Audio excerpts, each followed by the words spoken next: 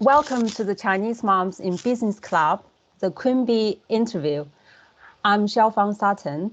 I am the co-founder of the club, and I'm also the CEO of Allison Legal.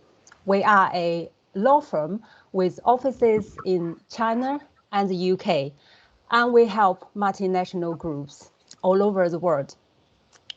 Today, I'm joined by my wonderful co-host, Sally Mayer Imp, who is also the co-founder of the club and also the China PR and marketing specialist. And of course, our very special guest today, Ting Zhang, the founder and CEO of Crayfish.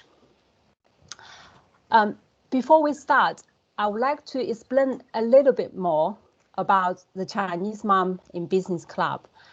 The club was founded by Sally and I in June 2018. And our mission, or the club's mission, is to inspire Chinese moms all over the world to reach their true potential, whether they are working in their own business or for corporates. One way we do this is to invite successful Chinese moms all over the world from different industries to share their own stories and their journeys to inspire us. So I'm very excited today. It's our third in the series. So Sally, I'll let you have the pleasure to introduce our special guest today, Ting. Thank you. Thanks a lot, Xiaofeng. And thank you so much, Ting, for our special speaker today. And I have the honor to briefly introduce you to the audience. So I think I knew Ting through work for a few years now, and I must say Ting is one of the most inspiring women within my network. Ting is a very well recognized and well respected China business expert over the past 23 years. Her expertise includes many things, such as China international business, investment, and trade. Currently, Ting is the CEO of crayfish.io, which is an amazing online platform for better engagement with China in many aspects of business. And before that, Ting was a banker in the City of London and also won her specialist agencies about China, advising different high-tech SMEs, government agencies, financial institutions, etc. in the UK, Europe, and US. And most recently, Ting was recognized in the very prestigious, most influential woman in UK Tech 202 list by computerweekly.com magazines. So this is super inspiring. And today I'm really honored to learn more from Ting. So to start off, my first question to you, Ting, is what made you start your own business? Thank you, Xiaofang and Sally, for having me. Congratulations in the club you've set in, which is great.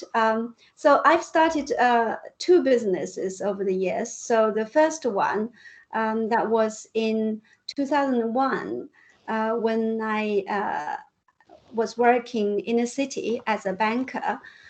In order to better balance my family life, I just started a family with my husband at the time, and also to pursue a career I wanted to do. So it seems to me at the time there wasn't a suitable opportunity for me in Cambridge. So I started up my consulting business and later grow it into a very reputable consultancy. And so that was for 15 years. And during the time, I've actually observed a lot of the issues Western companies were having in dealing with China. For the big guys, they have resources to solve it, but it's really for the smaller businesses that struggle.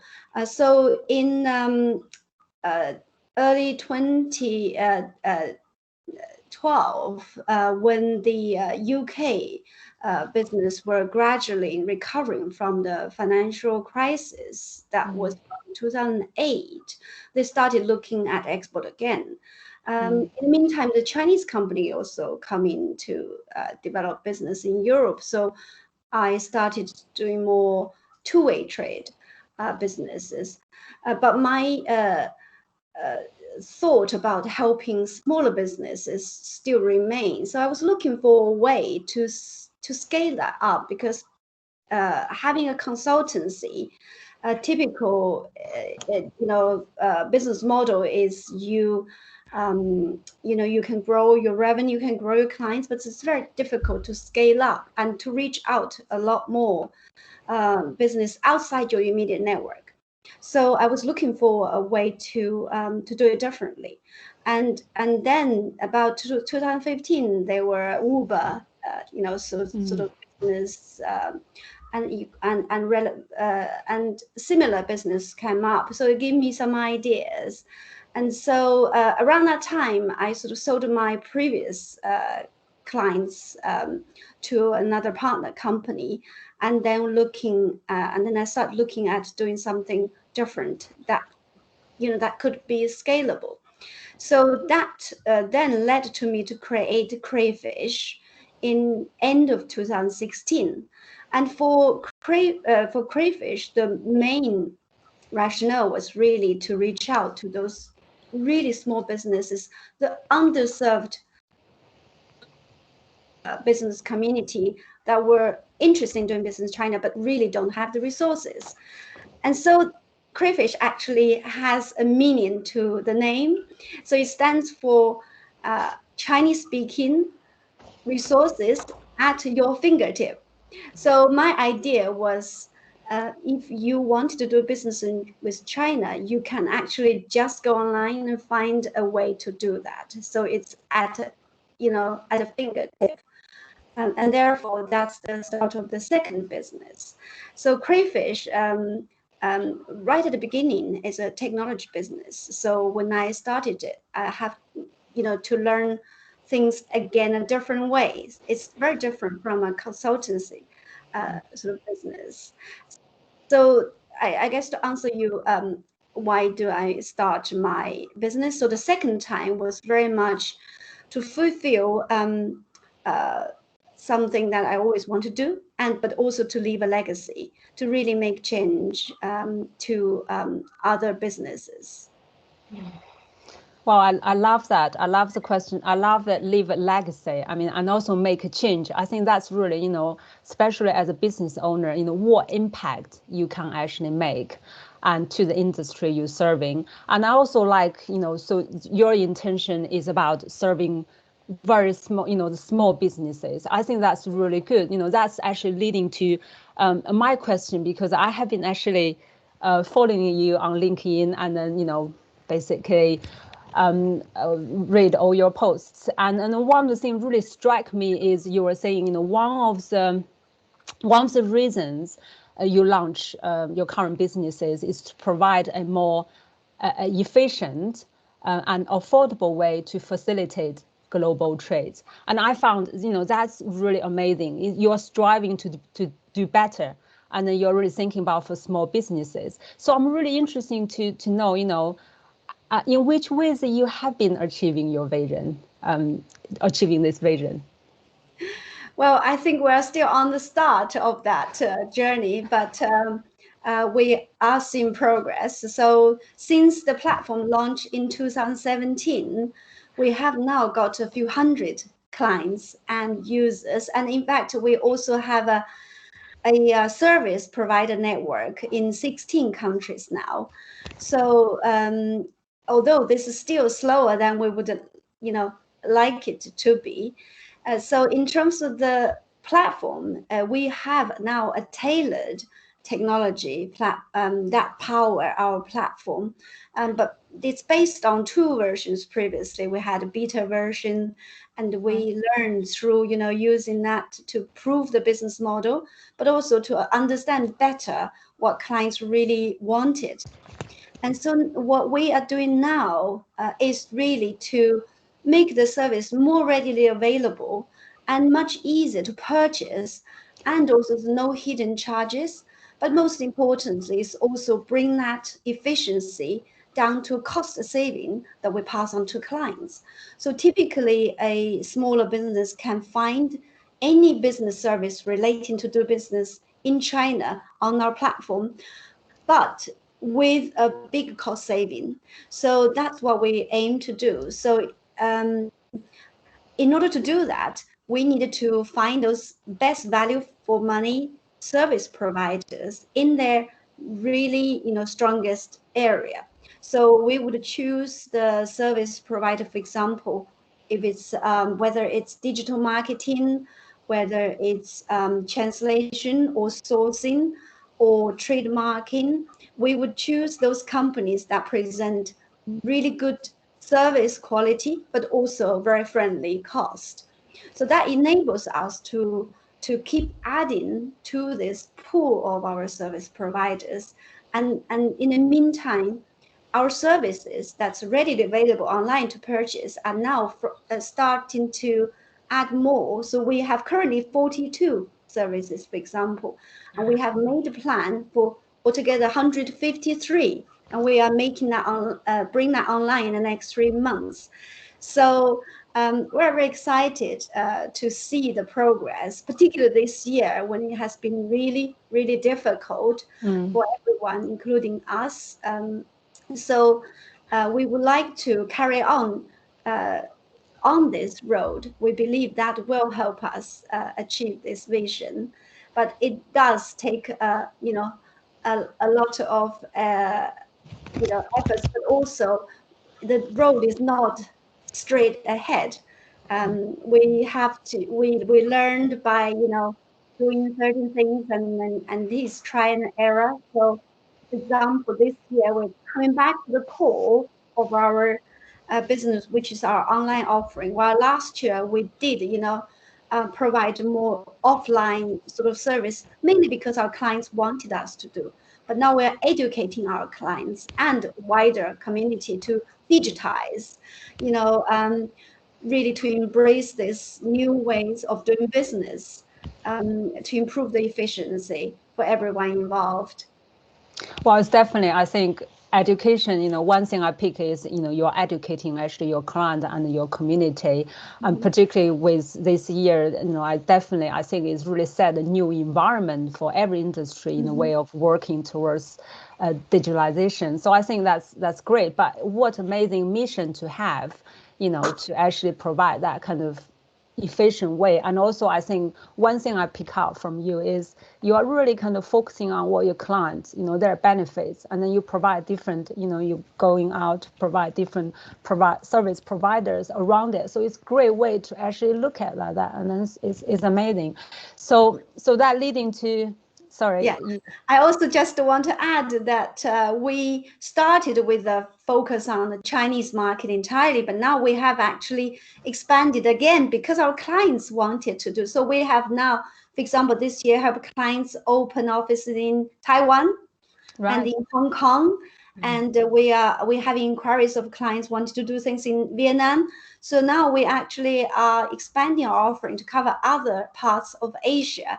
Also, thanks to our current service provider already covering those parts like Philippines, Malaysia, Indonesia, and even Japan and Korea. We would like to go where our clients need us to go, and we work with our service providers. So in that sense, we're not reinventing the wheel. We're not competing with everyone. We would like to bring everyone together to present a better service to those underserved clients community. Definitely. It's a platform you're creating. It's a community you are serving. It's an ecosystem. And I absolutely love that. So my next question really, I think when I look at your profile on LinkedIn, it's amazing, and obviously you're very, very much hands-on with the business. And then you are a speaker, and then you involve in variety of charities, which is a lot of time involved. And obviously, I know you got two children, one teenagers, and one is turning into young adult. And so what do you enjoy when you don't work? And obviously not like us, we have young children and then all around young kids. But you actually got you involve in charity. But what do you do to enjoy yourself? Well, I would love to have more time to enjoy my personal life. I used to play golf years ago, when I was in doing business in China, and I would love to pick up that again when I retire, and to do, water colors, painting, and those were my real hobbies, which I have not been able to do because of business. But now, when I don't do my day job, running businesses, I do spend time, particularly this year recently, a lot of time on a new charity organization that we're setting up with a number of other like-minded women friends. It's called China UK UK China Women Connect. So it's UKCWC. And this is an organization we are building in order to help more Chinese women in the UK, particularly help them integrate it better into the society, whether it's work or life. So it's still the beginning, but we have done lots of events, and we have lots of volunteers sharing the same sort of passion. So that's taking me quite a lot of time, because I'm a co-chair of an organization and with the responsibility for external engagement. So that involves working with partners, but also looking at it, increasing our reach on social media, etc. And I would, warmly welcome both of you to join as well. And so, other than that, yeah, when I have time, I do enjoy gardening. I have a big garden, and which I luckily inherited from the previous owners. Lovely mature garden. So I like to trot around and trying to, do some weeding, which seems to be never ending. But I did plant some lovely peonies and flowers, which I enjoy. And we have a lovely dog, golden retriever, 2.5 years old. I love to walk her when I have time, and it's very nice. It's kind of de-stressing sometimes when you work, and she would just come to me and put her head on my lap. That's very nice. And on a weekly basis, if I get a chance, a weekend, I do some yoga exercise, keep myself sort of nimble, and meditation at bedtime, and to help sleep. So I think, in order to keep the energy to lead a business and to do all the things I wanted to achieve in my life, it's very important to keep healthy. So having a healthy diet, although I'm very lucky, I don't really cook much nowadays because my husband cooks, and so I have more time to work and do my other things. Great. Yes, that's really good to know how to keep yourself fit and stay sane in this very fast-paced world. And Ting, I'm really interested in hearing more about your entrepreneurial journey. Could you please tell us what are your highs and lows during your entrepreneurial journey, which I would love to learn as an entrepreneur myself as well. Well, there's lots of highs and lows. I think the highest moment would be, when I feel, whether it's a business idea got bought in by investors, or some new services got very popular by some clients, and that if the business model proved to work, and you have a lot of clients coming for a new service, that's always the team. I would cheer that with the team. That was really very nice, and it's always nice to be recognized in the mainstream media. When I did a interview on BBC News recently, defending sort of the need to continue UK-China relationship, I felt that was really something meaningful. So it gave me that sort of boost of energy, even though it was Sunday afternoon, and I was like cleaning the house when I got the call from the journalist. It gave me really that journaling afterwards. So that was really nice. And in terms of lows, I think there were a lot of moments as well, particularly this year, I think, when COVID hit the business really hard, because our business is was entirely based on engagement with China. So we got hit right from January and February, and then in March, basically I just saw 70% of our sales opportunity or pipelines gone, and it was very difficult to see the way through. So I think that was a kind of low moment. I had that before as well when I was looking to transform the previous consultancy to a new model. When 2008, with the economic crisis, one of my biggest clients was a blue chip FTSE 100 company said, Ting, I'm sorry, I don't have any budget for consulting the whole year. While the year before that, he was one of our main clients. So it was very difficult. But I think to get through the low is as soon as you see your way ahead and what you need to do in the future, and then once you see that, then you can come out of that lowest moment. And I'm very lucky to have a very supportive family, and also my investors have been very understanding. Most important of all, I've got a great team who are very supportive and united, and they motivate me as well, and we motivate each other. So that's really, really helpful.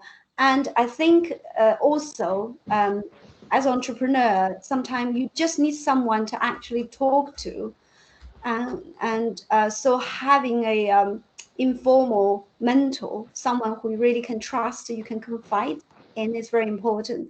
And I'm very lucky to have a couple of people I can call upon and just tell them my fear and my feeling, and what I want to do, and they can give me really good advice as well. And so I still, there's still a long way to go, and and so I expect we'll have more highs and lows. But I think with some experience I have had, I'm more prepared for those. Well, definitely. I mean, with your amazing mission in the mind, I mean, that's, I think with the team, that's definitely one, motivating, isn't it, for the team, why your team is so motivated, because you are rolling the boat to that actually mission. But it is amazing to see, it's very genuine, very true with what you're just talking about, talk to somebody about your feelings. Doesn't matter which stage you are, how many years you are in the business, you still have the feeling of fear, you still have the feeling of doubt. And I think that's always with us. But it's just so nice to hear from you, have so many years experience. So really, thank you very much. Really nice to hear that. Yes, and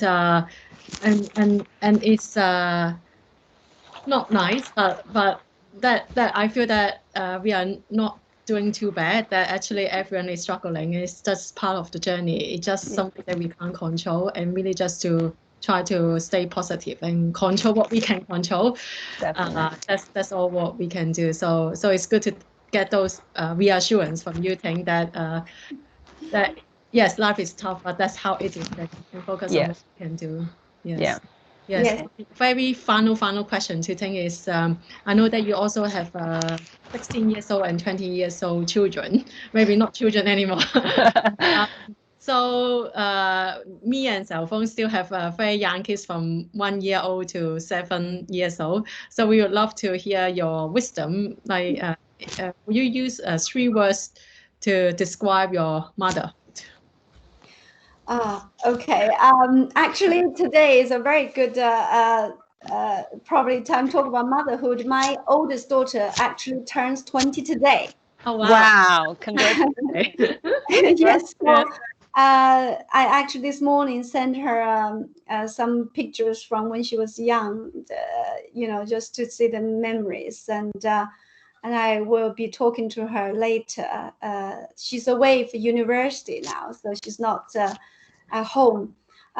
I have many words, but I think to describe the first one would be love, and this unconditional love that you experience when you have children, when you are a mother.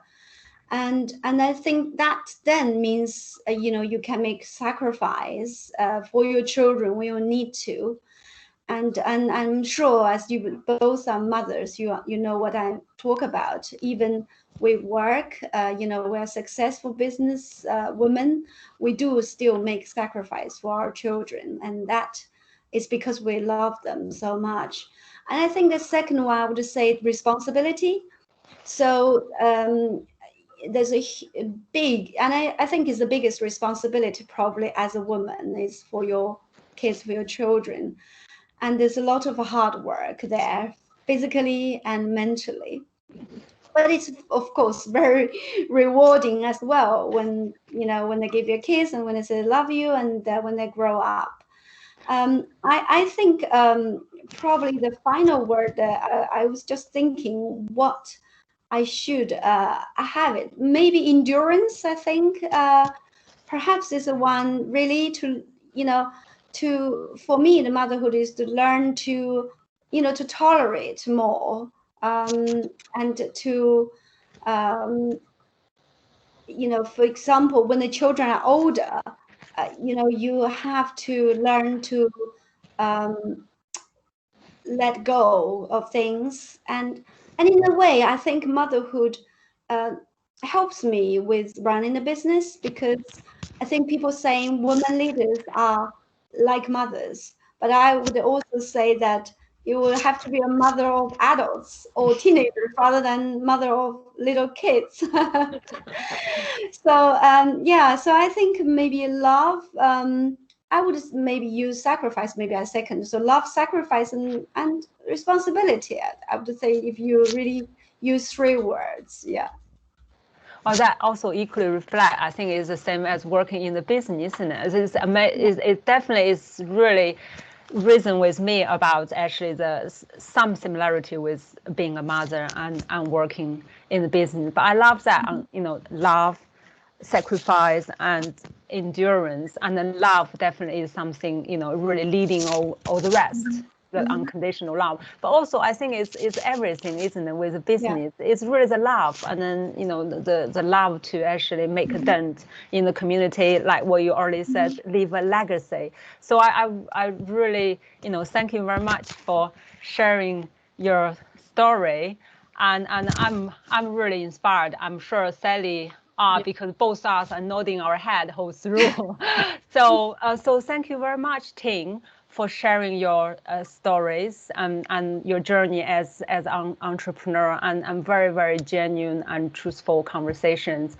And I love every second of it. And thank you very much, everyone who are actually watching it or listening to it. And if you feel inspired, please share it and let other Chinese moms get inspired, and follow us on LinkedIn at Chinese Moms in Business Club.